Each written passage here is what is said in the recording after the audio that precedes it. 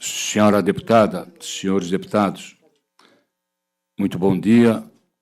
Bom dia também para todas as senhoras e senhores telespectadores da TVAL, bem como senhoras e senhores ouvintes da Rádio Digital LESC e demais redes sociais da Assembleia Legislativa. Quero também cumprimentar todas as pessoas que aqui estão para assistir à reunião ordinária da Comissão de Finanças. E, havendo quórum regimental, dou por aberta a reunião ordinária da Comissão de Finanças e Tributação. E os senhores deputados receberem em seus respectivos gabinetes cópia das atas a primeira ata da 16ª reunião ordinária da Comissão de Finanças e Tributação, referente à segunda sessão legislativa da 20ª legislatura, e também ata da primeira reunião conjunta da Comissão de Constituição e Justiça, Comissão de Finanças e Tributação e Comissão de Trabalho, Administração e Serviço Público, também juntamente com a Comissão de Turismo e Meio Ambiente e Comissão de Agricultura e Desenvolvimento Rural, da segunda sessão legislativa da 20ª legislatura. Em discussão. Não havendo quem queira discutir em votação, o senhor deputado com cópia permanece como se encontra aprovado. Recebemos ofício do eminente deputado Antídio Lunelli, comunicando a ausência no dia de hoje, mas, no entanto, solicitando ao deputado Tiago Zilli que o substitua. Seja bem-vindo. Da mesma forma, também recebemos ofício do deputado Ivan Nates, também alegando impossibilidade de comparecimento, mas também indica a sua excelência, o senhor deputado Márcio Machado, para fazer parte da reunião. Seja bem-vindo. Senhores, vamos à pauta. Não é uma pauta extensa, mas temos alguns projetos extremamente importantes. O primeiro deles trata-se da LDO, que é o projeto de lei 0155/2024, de origem governamental, que dispõe sobre as diretrizes orçamentárias para o exercício financeiro de 2025 e estabelece outras providências.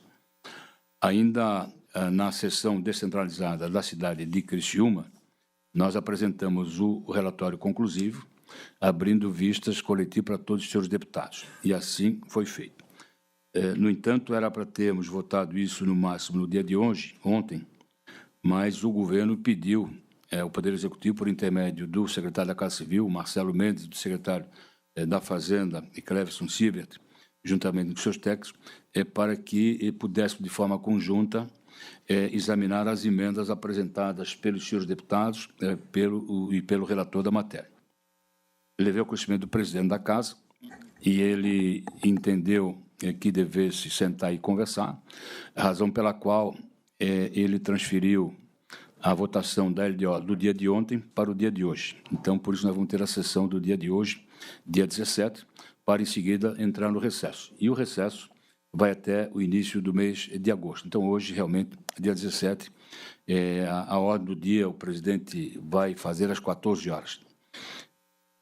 Pois bem, o que é que nós conversamos? O relatório conclusivo, Vossas Excelências receberam e estudaram a matéria, né? Se a discussão nós vamos abrir depois. Mas, no dia de ontem, nós tratamos do governo de algumas situações extremamente importantes, né? Onde, de forma conjunta, nós conseguimos avançar, né? Nós temos já todas as emendas, eu pedi para a assessoria já distribuir o relatório conclusivo complementar. Então, tem aqui as emendas apresentadas que foram acatadas pelo relator, né? Algumas das emendas, eu quero aqui deixar, algumas das emendas dos senhores deputados, tá? Que estavam assim, não dentro do que diz a lei, nós tivemos que, muitas vezes, fazer a modificação e transformar em emenda de relator para poder dar a técnica legislativa correta, enfim, incluir a ação ou subação correta, enfim, mas não deixa de ser do deputado, perfeito? Então, nós temos a emenda 47, a emenda 48, a emenda 49.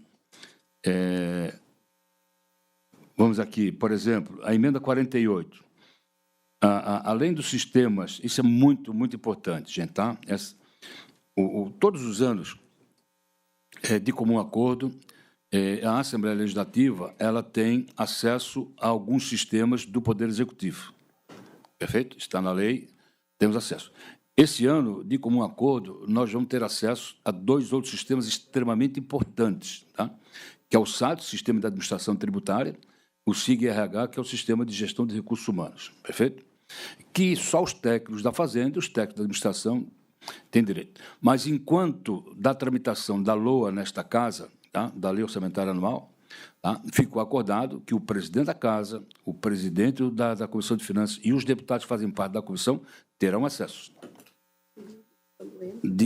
Sim, qual é o período que nós entendemos e acordamos?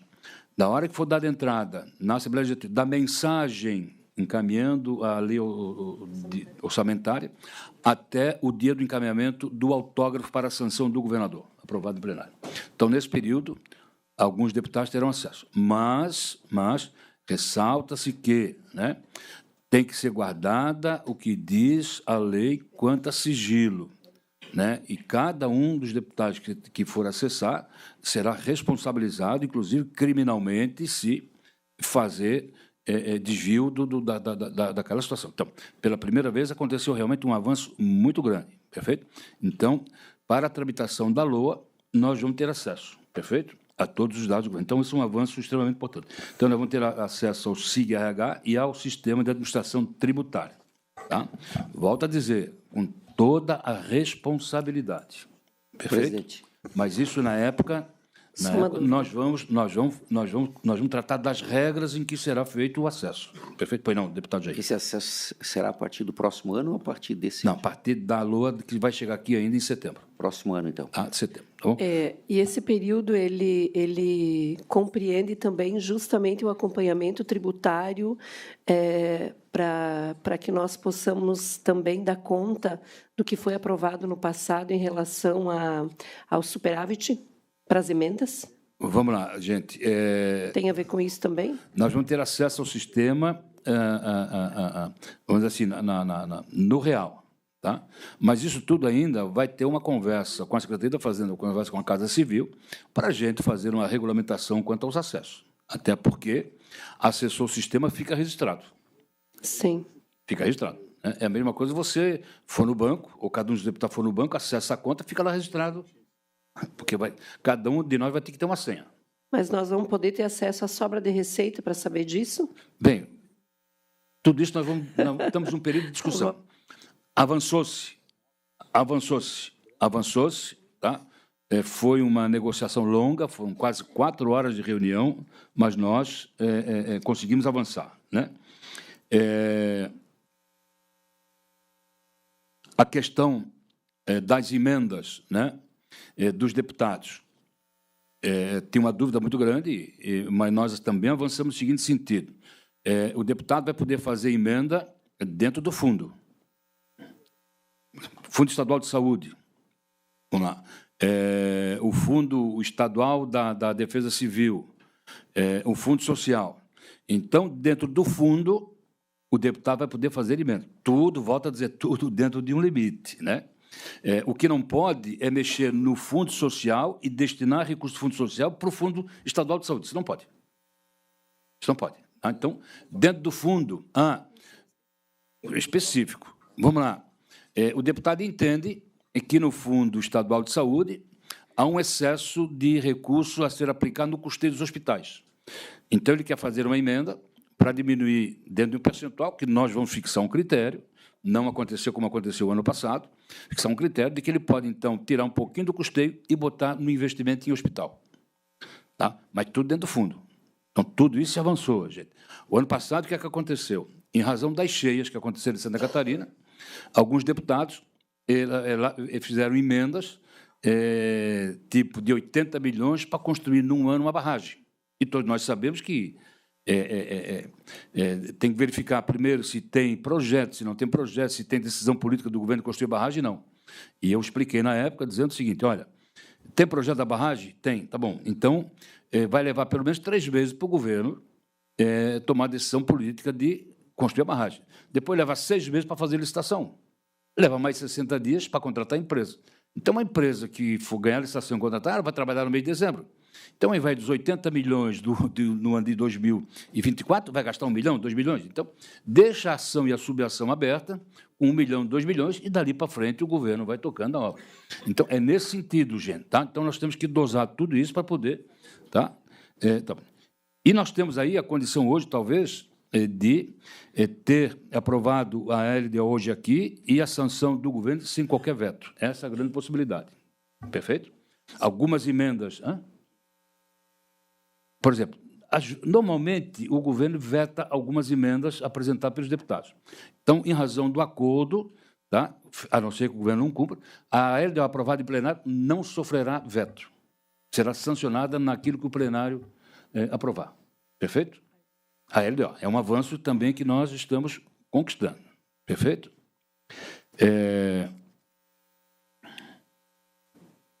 Por exemplo, outra situação que nós avançamos. As nossas emendas parlamentares impositivas, né? O prazo que normalmente a Casa Civil tem para examinar a questão técnica das emendas, depois do orçamento aprovado, sempre foi de 60 dias. Perfeito? Nós sugerimos diminuir para 30 dias. A Casa Civil achou tempo muito curto para que o seu pessoal possa trabalhar e, em 30 dias, examinar se as emendas atendem à questão técnica ou não. Então, na negociação, nós fizemos um acordo. Nem 30, nem 60, 45 dias. Perfeito?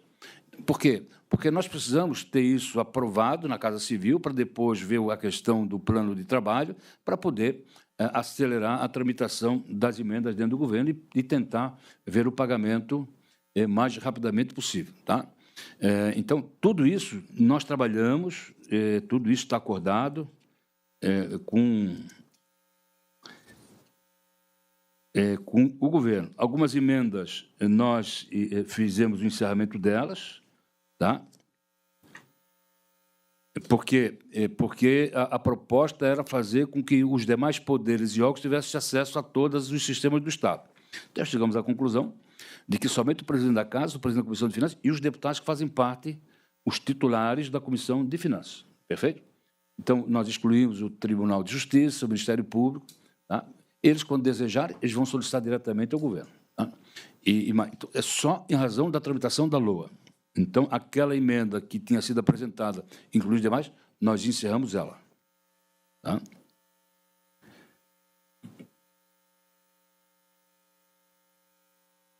Nós encerramos também aquelas emendas, o artigo que foi proposto para atender um clamor da Assembleia, que diz respeito às emendas que foram destinadas às entidades em exercícios anteriores, a PAI, Rede Feminina, hospitais, enfim. Tá? Foi um embate muito grande, o governo não concordou, mas há o compromisso, inclusive com a própria Comissão de Finanças, que os senhores participaram daquela audiência pública, de, até agosto, fazer a proposta de simplificação do pagamento, e tratamos isso hoje na reunião de líderes, hoje pela manhã, com o presidente da Casa. Então, isso tudo vai andar, tudo isso vai melhorar.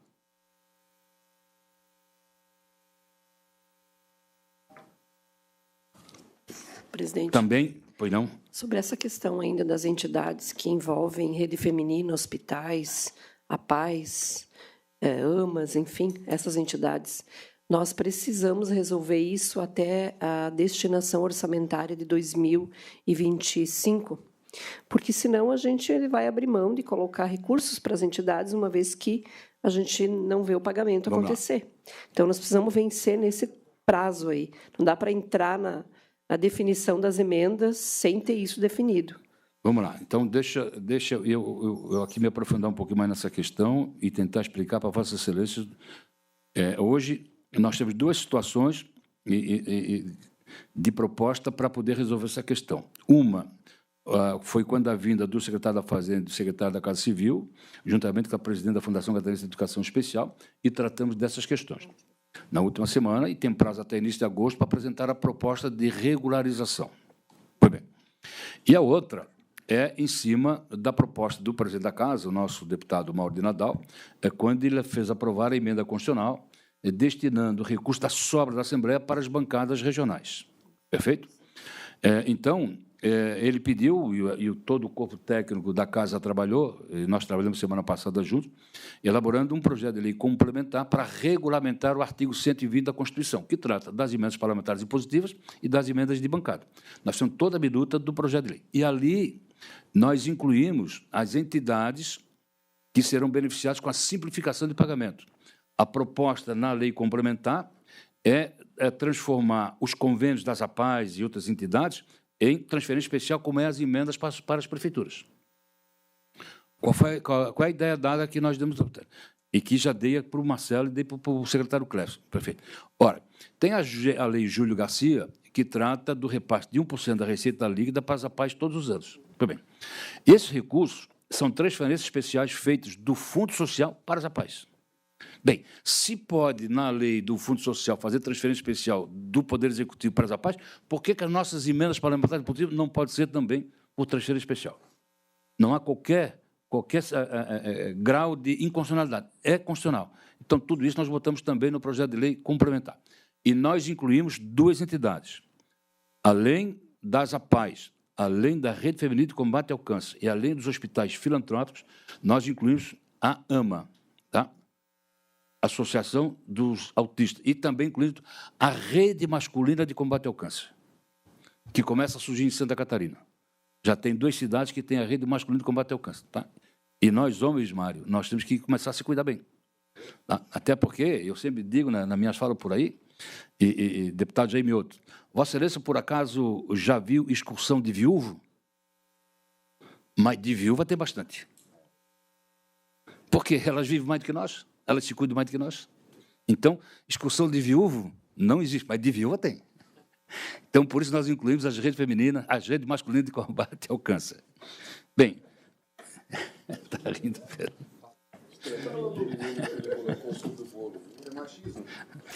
Deputado Marcos, se me permite, eu assisti um evento para casais em que o palestrante... Eu até vou falar aqui, o Cláudio Duarte, ele fala assim, levanta a mão, quantas viúvas tem aqui? Tinha umas 7, 8. Quantos viúvos tem aqui? Nenhum. O senhor não está relacionando com o número que colocou sobre um bolo, não, né? Uma outra situação, gente, é muito importante, que nós encerramos a emenda, tratando dos benefícios fiscais do governo do Estado, tá? Há bastante tempo, esta casa ela trata sempre da LDO da questão dos benefícios fiscais, né? Um levantamento feito há um tempo atrás constatou-se de que, em termos de Brasil, os benefícios fiscais representam menos de 3% do PIB brasileiro. Tá? Aqui em Santa Catarina, corresponde a quase a metade do orçamento anual do Estado. Quase a metade. Né? O orçamento desse ano é de 50 bilhões, vai chegar a 50 bilhões, nós temos quase 24 bilhões de benefício fiscal. Então, a ideia da emenda era, né, ir reduzindo gradativamente, né, uma quantidade X de recursos para chegar, daqui a 5 anos, a 3% do PIB de Santa Catarina. Tá? O governo não concordou, mas nós chegamos no seguinte acordo, de fazer essa revisão de forma conjunta. Tá? A Assembleia Legislativa, por intermédio da Comissão de Finanças, o governo do Estado, chamando as entidades que representam os setores produtivos de Santa Catarina para iniciar essa discussão. E nós aceitamos, até porque, e aí sim, já há concordância do governo, então, de abrir essa discussão para frente. Por quê? O que é que se diz constantemente, né? E eu disse isso numa reunião, e o deputado Mário Matos estava presente, foi na segunda-feira, com um grande sindicato do setor produtivo de Santa Catarina, e eu disse o seguinte, eu não sou contra a concessão de benefício, mas o Estado tem que se aparelhar para, anualmente, fazer a sua revisão. O que é fazer a sua revisão? Tem setor produtivo de Santa Catarina que tem benefício fiscal há 20 anos, e aí tornou-se já de eterno. Mas tem setor que quer contribuir mais, que quer produzir mais, quer dar mais emprego, ele não consegue o benefício fiscal porque, vamos dizer, o Estado não consegue mais abrir a porta e aumentar o valor do benefício fiscal dado anualmente. Então, a Fazenda tem que se aparelhar nesse sentido e tem que decidir, né? Não somos nós da Comissão de Finanças, nem da Assembleia, que vamos decidir qual é o setor que tem que receber o benefício fiscal. É a própria Secretaria que tem que se aparelhar. Ó, aquele setor lá está recebendo há 20 anos, nós vamos lá para dentro para ver se o benefício concedido atingiu o seu objetivo ou não. Se atingir o objetivo, vai ser reduzido um todo, ou em parte, ou gradativo, que for, mas outro setor produtivo pode começar a receber dali para frente. Né? Citei um exemplo, ainda na reunião, pega uma grande empresa de onde Santa Catarina, a Buscar, que era a primeira ou a segunda no Brasil, junto com a Marco Polo do Rio Grande do Sul, sofreu um problemão, foi à falência. Teve um grupo brasileiro que comprou, que foi a Caio, se não me falha a memória, né? E nós fizemos a revisão de benefício fiscal de 2019 e 2020, a deputada Luciane Carminato fazia parte, o deputado Fernando Crane fazia parte, acho que o deputado Jair Mioto também. Nós fizemos a revisão, nós fizemos uma visita na Buscar e vimos da necessidade de sugerir ao governo a concessão de benefício, o que foi feito. Então, naquela época, 2019, a Buscar tinha 100, 150 empregados. Hoje, além dela tornar-se competitiva em termos de Brasil, junto com a Marco Polo, ela já está com quase 2.000 empregados, produzindo ônibus de altíssima qualidade. Tá bom. Então, até conversando com o secretário da Fazenda, no seguinte sentido, qual é a sugestão nossa? É verificar, por exemplo, a Buscar precisa continuar com esse benefício fiscal? Bem, se não, vai reduzir. Se precisa, então que tem que se avançar. O que é avançar? É fazer um programa de renovação de frota em Santa Catarina. Então, Santa Catarina comprando de Santa Catarina. Então, essa é uma sugestão. E aí aumenta consideravelmente, né, a produção da Buscar em Joinville, gerando mais emprego, passando de 2.000, indo para 3.000 empregados, e aí sim. O ICMS fica em Santa Catarina. Então, essa é a sugestão. Então, a gente vê nesse sentido. Então, Presidente, nós encerramos essa emenda e acatamos a proposta do governo de fazer isso tudo de forma conjunta. esse tema ele é um tema muito complexo e eu já participo há vários anos da Comissão de Finanças. Eu acho que o que a gente percebe, vou voltar aqui para trás, desde o meu primeiro mandato, que eu tenho percebido é que nós temos tido um crescimento estratosférico da renúncia fiscal em Santa Catarina. E quando a gente chama os setores que têm benefícios fiscais para dialogar sobre isso, tem momentos que quase que a gente tira dinheiro do bolso, porque é tamanha a choradeira. Tem setores que, de fato, precisam, né? Quando você compara do ponto de vista da carga tributária dos estados vizinhos aqui, tanto o Rio Grande do Sul quanto o Paraná ou demais estados, eu não quero dizer com isso que a gente não pode ser... nós não podemos deixar de ver isso, de olhar para isso. Tem a carga tributária que ela precisa ser comparada. Mas a gente precisa, para fazer esse debate com a tamanha seriedade que ele exige, e para a gente ser justo com aqueles que precisam continuar, com os novos que precisam entrar e com aqueles pequenos e médios e micro que nada têm do Estado. Porque a gente está falando aqui de um benefício fiscal que chega para 1% do setor empresarial catarinense. Esse é o percentual. São muito poucos que recebem renúncia fiscal. O que eu quero dizer com isso? Que a gente precisa ter mais elementos para fazer esse processo. Eu sugiro que, antes de estabelecer esse diálogo com os setores, que nós possamos elencar. Bom, qual é o tempo? Quais são os indicadores que foram atingidos, não atingidos? Qual é a carga tributária dos estados vizinhos? Importa, não importa? Exporta, não exporta? Eu acho que isso tudo é fundamental para que a gente não faça um debate e cometa equívocos e erros que vão ocasionar maior ou menor receita para o Estado. Então, eu só falo isso porque eu já acompanhei várias vezes e muitas vezes a gente está na frente do setor empresarial só para dizer sim, porque nós não temos os elementos, né, na sua profundidade. Eu acho que a gente precisa cuidar bem disso na medida em que se estabelecer esse diálogo, que nós possamos ter esse conjunto de informações antes do diálogo com esses setores. Essa é a minha sugestão. Senhora deputada, senhores deputados, a matéria realmente ela é extremamente complexa, né? Muito complexa mesmo. Mas eu queria continuar um pouquinho, que a palavra deputado Mário não, depois, tá bom. Eu queria só continuar um pouquinho nessa questão de benefício fiscal. Por que, de repente, o governo Raimundo Colombo não tinha dinheiro e o governo Moisés passou a ter dinheiro em caixa? Por que não tinha e tem? Por causa da Assembleia Legislativa. Porque nós capitaneamos, e foi a Comissão de Finanças que capitaneou, toda a revisão dos benefícios fiscais de Santa Catarina até então. Lembro-me bem, quando aqueles decretos, o 27 de 97 e o 27 de 98, praticou grandes arranjos da economia de Santa Catarina, e essa questão foi puxada para dentro da Assembleia por intermédio do deputado Júlio Garcia, que era presidente da Casa, e pediu que a Comissão de Finanças, né, assumisse essa responsabilidade. E nós assumimos a responsabilidade, fizemos a revisão, com todos os setores, a discussão bem aberta, e tudo foi feito na presidência da Casa, né? Nós temos a coragem, inclusive, de reduzir o ICMS de 17% para 12% do início da cadeia produtiva, né? O que isso aconteceu? Reduz o ICMS e reduz a arrecadação? Não, não é verdade. Não é verdade. Eu vou dar um exemplo aqui. Nós pegamos aqui o sistema dos provedores de internet de Santa Catarina. Por exemplo, vou dar esse exemplo, né? Os provedores de internet de Santa Catarina, aqueles que têm sede em Santa Catarina.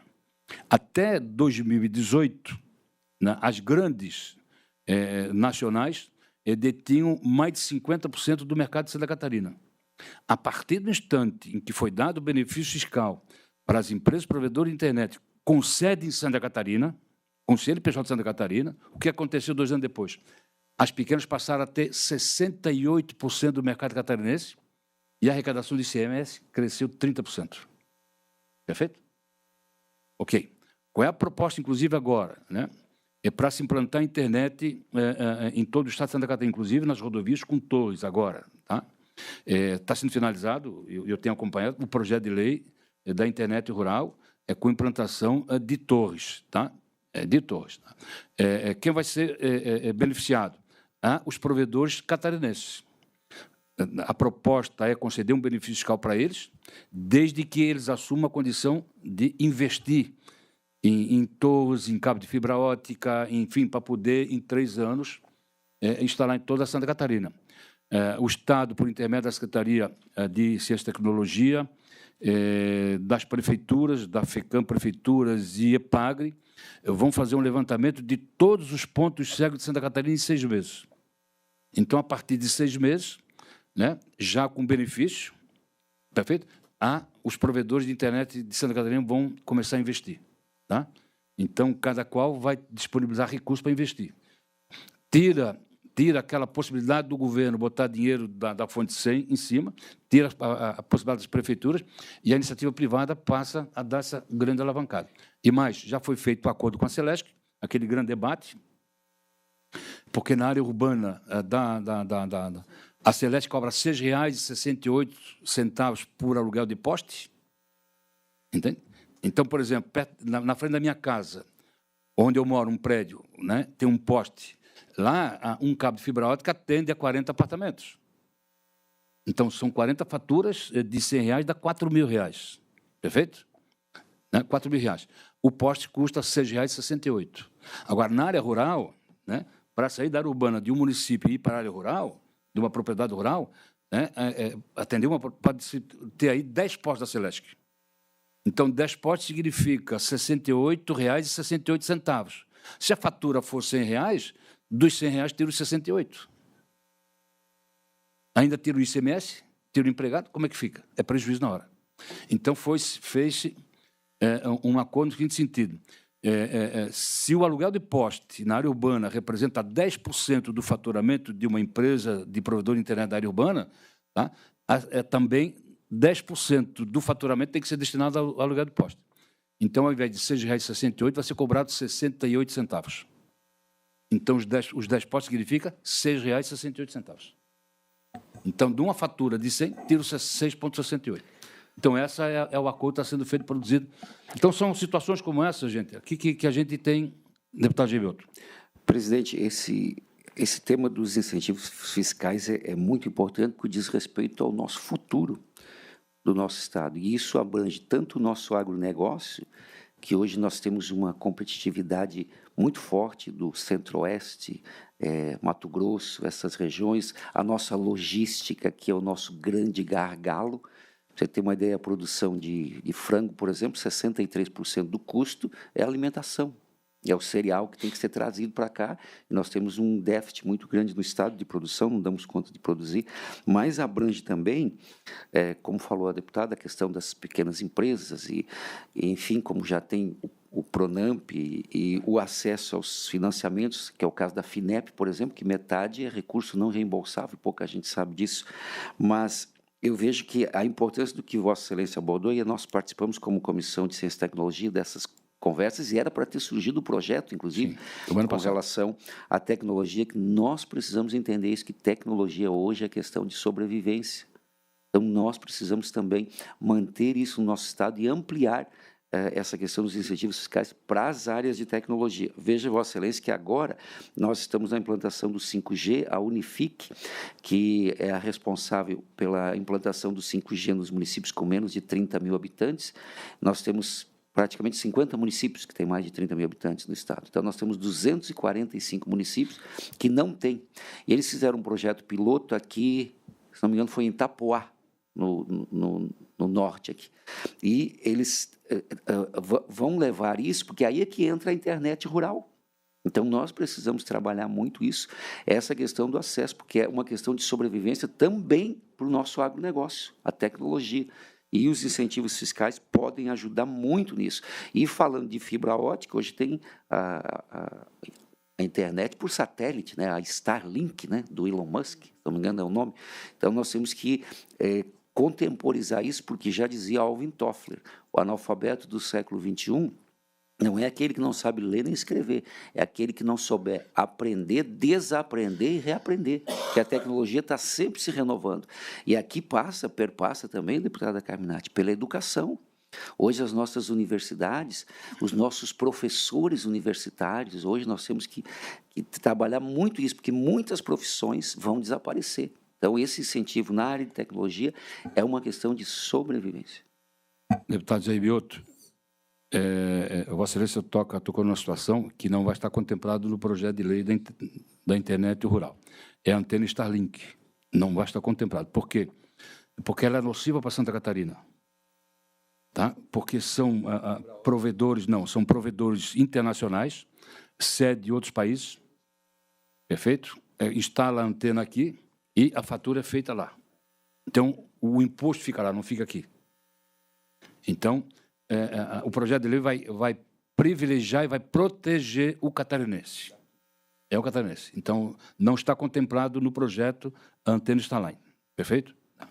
Então, gente, só para ter uma ideia também, o Aeroporto Internacional Hercílio Luz, todo o sistema de internet do aeroporto é uma empresa de Florianópolis. Todo o sistema. Não é uma empresa gigante, é uma empresa com sede em Florianópolis. Tá?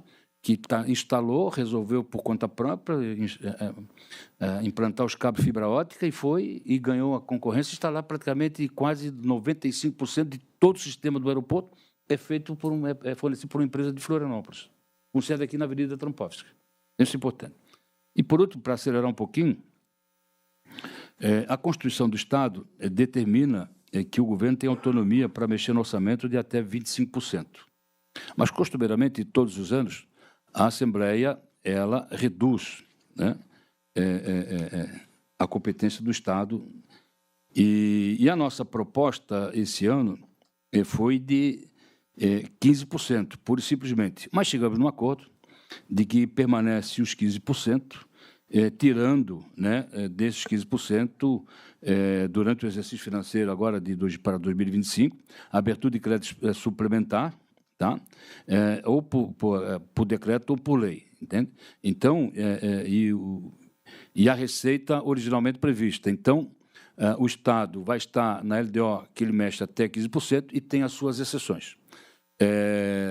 Com as suas exceções, o Estado vai poder ficar aí entre 18% e 20% autorizado a mexer no orçamento livremente, perfeito? Então, antes era 25%, ao longo do tempo, a gente foi reduzindo de comum acordo, e agora fizemos um acordo definitivo. Então, em síntese, gente, essa é o voto conclusivo complementar e leva a consideração de Vossas Excelências para discussão e votação. Alguém queira discutir, fazer comentários? Mas está bem, né? E que bom que todos sentaram à mesa para poder conversar. Então, coloco em votação o parecer e voto conclusivo complementar, juntamente com o parecer conclusivo ao projeto de lei 0155/2024, de origem governamental, que trata da LDO. Os senhores deputados com cópia permanece como se encontra aprovado.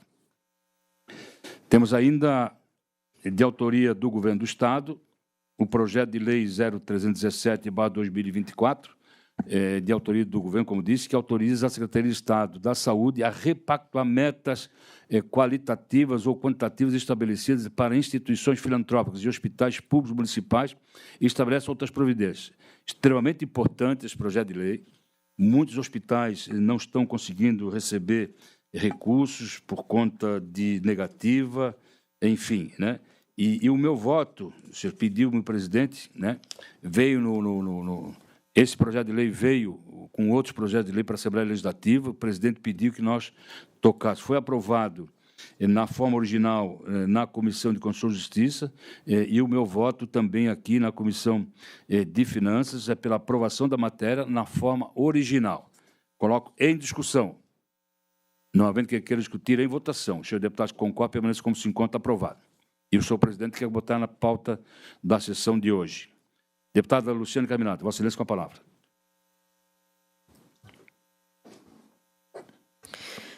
PL 0047 de 2023, de autoria do deputado Gessé Lopes, que dispõe sobre a vedação de execução de músicas e videoclipes com letras e coreografias que façam apologia ao crime, ao uso de drogas ou expressem conteúdos verbais e não verbais de cunho sexual e erótico nas unidades escolares da rede de ensino do Estado de Santa Catarina.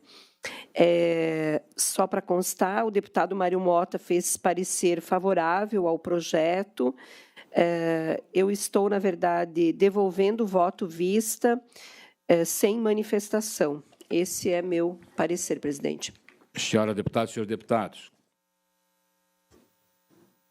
Projeto de lei 0047/2023, de autoria do eminente deputado Gessé Lopes, que dispõe sobre a vedação de execução de músicas e vídeos, clipes com letras e coreografias que façam apologia ao crime, ao uso de drogas ou expressam conteúdos verbais e não verbais de cunho sexual e erótico nas unidades escolares da rede de ensino do Estado de Santa Catarina.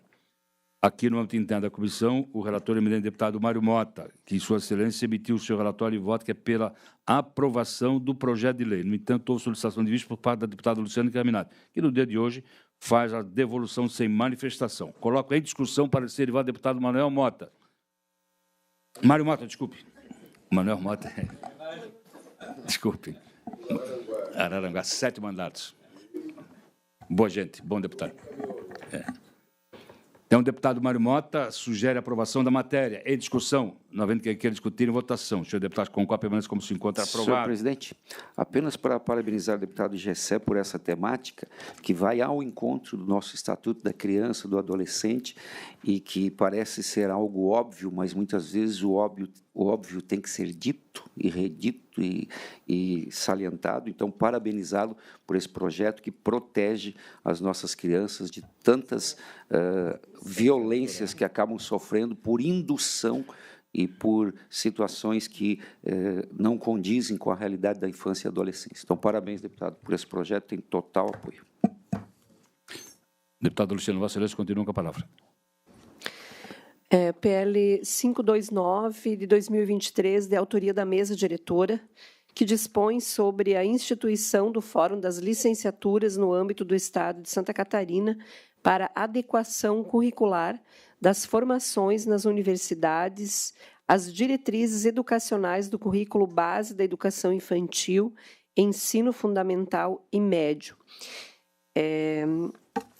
Essa matéria, presidente, ela foi lida no expediente do dia 15 de dezembro, aprovada na CCJ, e, na sequência, fui designada como relatora. Eu vou aqui abrir mão do artigo 73 do regimento interno da LESC. A Constituição também estadual, que estabelece as atribuições da Comissão de Finanças, mas vou me ater mais ao mérito do projeto.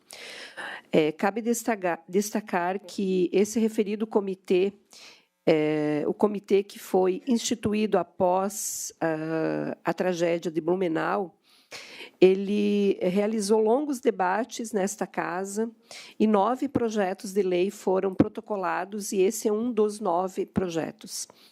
Neste comitê, nós temos a presença do Poder Legislativo, Executivo, Judiciário, MP, Tribunal de Contas e entidades da sociedade civil. Esse projeto de lei prevê que o Fórum das Licenciaturas será composto por 24 membros, sendo 6 representantes indicados pelas universidades públicas de Santa Catarina, 6 representantes indicados pelas universidades privadas, 6 representantes da Secretaria de Estado da Educação e 6 representantes das entidades ligadas à educação e à formação de professores a serem indicados por meio de consulta pública. Também está presente na justificativa do projeto que, diante da necessidade de alinhar as licenciaturas às diretrizes educacionais do currículo base da educação infantil, fundamental e médio, este fórum se propõe a ser um espaço de debate e construção coletiva. Ao responder às diligências, tanto da Secretaria da Administração, como também da Secretaria de Educação, nós tivemos os 2 pareceres favoráveis. Então, eu quero aqui chamar a atenção dos deputados, esta é uma fala que não está presente no meu relato, mas para contribuir com a análise de vossas excelências, este fórum não é deliberativo, é um fórum de debates, de discussões, que envolvem várias instituições públicas de ensino, e nós sabemos que tem uma legislação nacional que precisa ser seguida. Mas eu entendo que é fundamental discutir a formação das nossas crianças, adolescentes e jovens e, principalmente, discutir com as nossas escolas. Se esses professores que estão chegando às escolas, eles estão tendo a formação adequada para compreender o momento em que estamos vivendo. Lembrando que o debate central do Fórum das Licenciaturas tem a ver com saúde mental, cultura da paz na escola e segurança. É disso que nós estamos falando e é em função desse tema que se cria esse projeto de lei. Claro que um fórum de debates ele não tem limite do ponto de vista da discussão que, ora, venha a ocorrer, mas ele tem esse foco central. Então, o meu parecer aqui, quanto ao voto, é pela aprovação da matéria, compreendendo que este fórum deve se balizar por uma discussão da legislação nacional. Ele não tem autonomia para se sobrepor a isso. Mas eu defendo que essa matéria seja aprovada e, na Comissão de Educação, a gente possa aprofundar os debates de mérito. É isso. Pela aprovação, parecer e voto da eminente deputada Luciane Caminati, ao PL 0529/2023, de autoria da mesa diretora desta Casa. Em discussão. Não havendo quem queira discutir, em votação. O senhor deputado com cópia permanece como se encontra aprovado. Deputado Gessé Lopes, Vossa Excelência, com a palavra. Mario. Presidente, tenho 2 aqui. PL 020/2023, deputado delegado Egídio, que autoriza o Poder Executivo a promover pagamento de auxílio do aluguel às mulheres vítimas de violência doméstica em âmbito do Estado de Santa Catarina. Devolução de vista. Em razão do discurso do decurso do prazo sem retorno de diligências feitas ao Executivo, reitero os questionamentos à Secretaria da Assistência Social, Mulher e Família e também à Secretaria de Estado da Fazenda por meio de novo requerimento de diligenciamento. Presidente, estou pedindo um novo diligenciamento, porque não tivemos retorno do Estado. Senhor deputado, senhora deputada, senhores deputados, o PL 20/2022 é de autoria do deputado delegado Egídio, que autoriza o Poder Executivo a promover o pagamento de auxílio aluguel às mulheres vítimas de violência doméstica no âmbito do Estado de Santa Catarina. No âmbito interno desta comissão, a relatora é a eminente deputada Luciane Carminati. Sua Excelência emitiu seu relatório de voto, que é pela aprovação da matéria. No entanto, houve solicitação de vista por parte do deputado José Lopes, e que, num primeiro momento, pediu um diligenciamento, retornou o projeto e agora faz o rediligenciamento ao projeto de lei. É isso, deputado? Exato. Exatamente isso. Consulta a deputada Luciane Carminati, se concorda.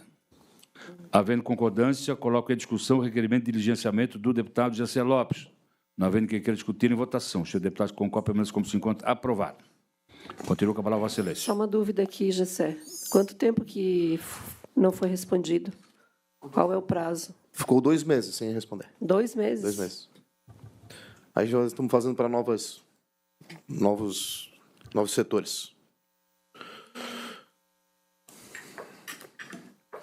PL 349/2023, deputado Maurício Peixer, dispõe sobre comercialização de produtos ópticos e licenciamento do comércio varejista e de prestação de serviços de produtos ópticos no Estado de Santa Catarina.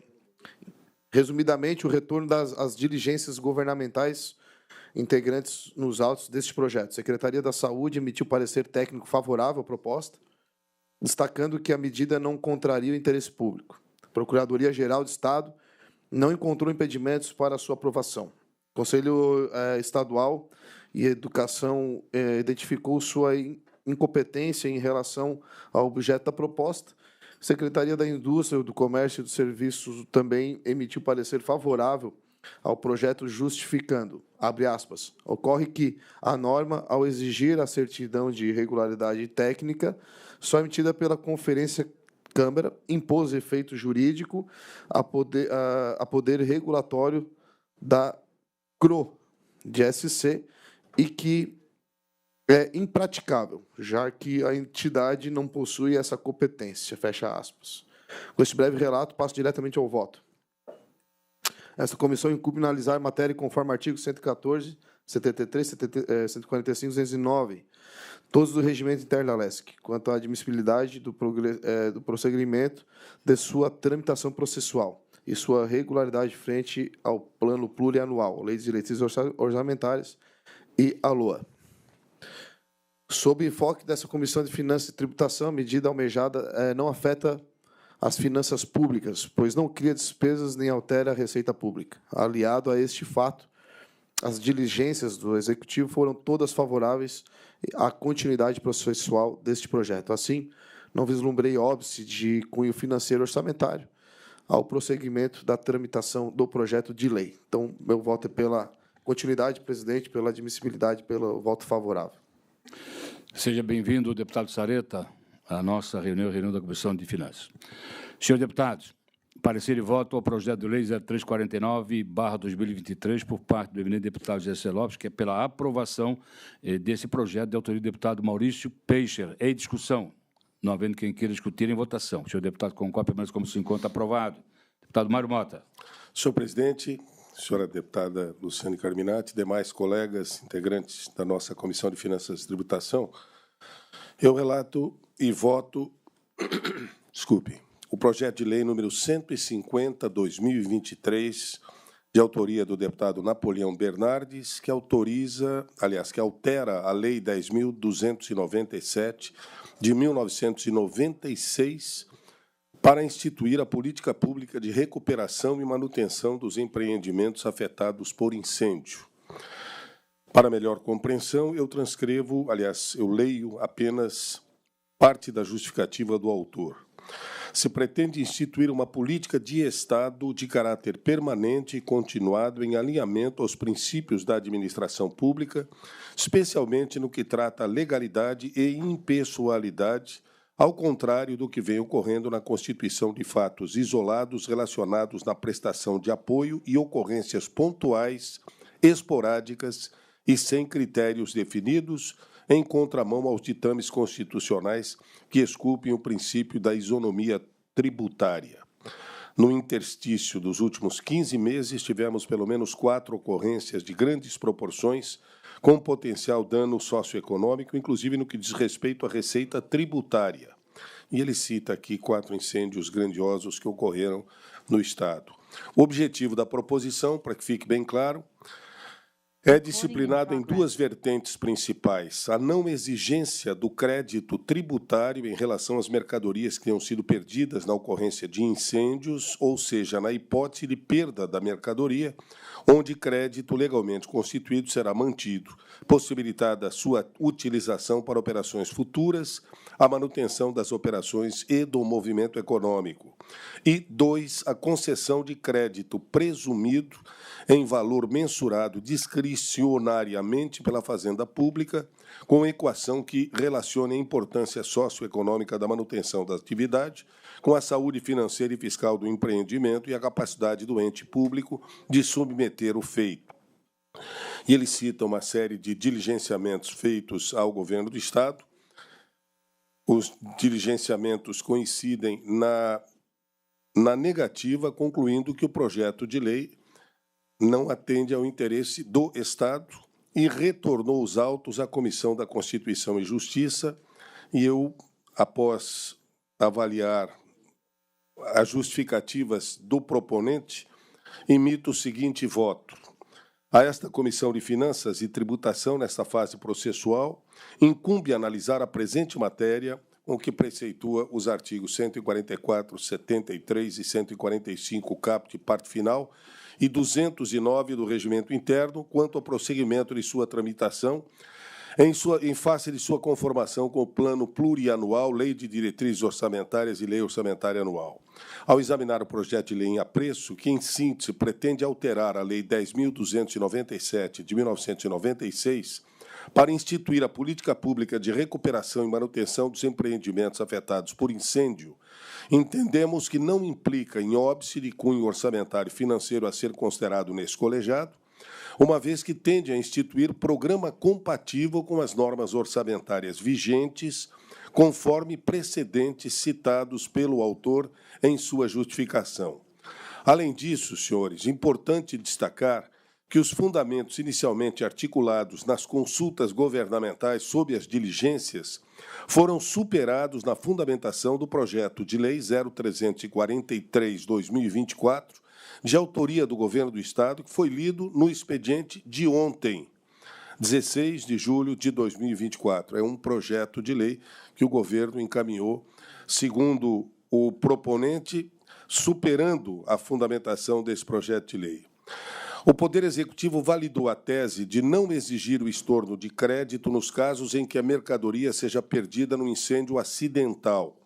O Poder Executivo validou a renúncia de receita para os casos atuais e, por efeito, para os futuros, pois não residente a renúncia de receita, pois a manutenção dos negócios, empregos e movimentação do mercado devem manter a receita tributária e não a sua dispensa.